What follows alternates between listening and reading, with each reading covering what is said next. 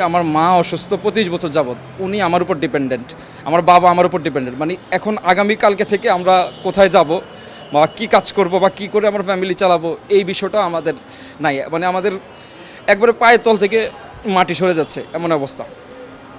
এখন প্রশাসন আমাদেরকে হঠাৎ করে এভাবে একটা ফোন কলে যদি আমাদের চাকরি চলে যায়, আমাদের আসলে জীবনের নিরাপত্তা কী? আমরা তো আত্মহত্যা করা ছাড়া আমাদের কোনো উপায় নেই। এই যে টোটাল 60 থেকে 70 জনের ডিমোশন সহ অব্যাহতি দিয়েছে, আমাদের সবাই তো আত্মহত্যা করা ছাড়া উপায় নেই। তো হঠাৎ করে গত সপ্তাহে আমাদেরকে অনেককে ফোন দিয়েছে, বাট আমরা হয়তো আনফর্চুনেটলি ফোনটা পিক করতে পারি নাই। বাট বৃহস্পতিবার, মানে গত বৃহস্পতিবার, আগের বৃহস্পতিবারে আমাদের জোন প্রধান আমাকে ফোন দিয়ে ওনার রুমে নিলেন, নেওয়ার পর সবার সাথে লিস্টে আমার নামটাও দিল।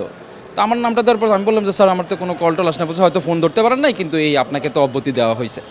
তো আমি যারা আমার কলিগ ওই জনের, তাদের কাছ থেকে যেটা জানলাম যে জাস্ট ফোন দিয়ে বলা হচ্ছে আপনাকে অব্যাহতি দেওয়া হয়েছে। তো এখন আমাদের বিলিং সহকারী থেকে আমাকে দিছে হলো স্যাম্পল কালেক্টর মাইক্রোবায়োলজি বিভাগ, সেটা হলো আসাদ গেট, এটা ল্যাব আর কি, সেখানে হলো পানি পরীক্ষা করে। আমার বেতন কম, ঠিক আছে, বেতন আমার এখন হইলো রেভিনিউ ইন্সপেক্টর হিসাবে বিলিং সহকারী হিসাবে 24,000, আর এখন হইলো যেখানে দিয়েছি সেখানে হলো 19,000, স্যালারি কম। এবং আমি তো রেভিনিউর লোক, আজকে 16 বছর যাবৎ আমি রেভিনিউতে জব করতেছি।